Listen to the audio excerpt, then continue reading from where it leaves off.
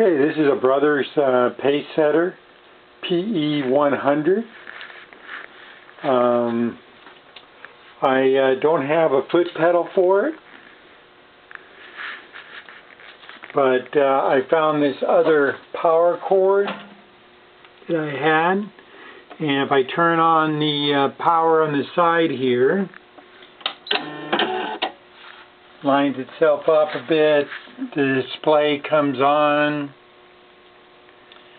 and then if I see here, if I choose here like the letter A and then push the start button here,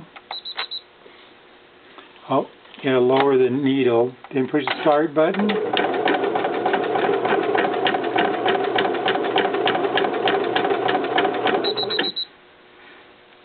And then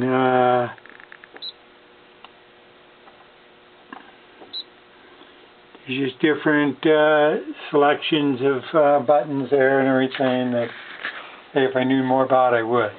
But I tried a few different letters and everything and it worked. Selling it as is, that just means that I haven't fully tested it, but I still offer 100% money back guarantee. It's a very clean unit, and I'm going to be listing this on eBay shortly. Thank you for watching this video.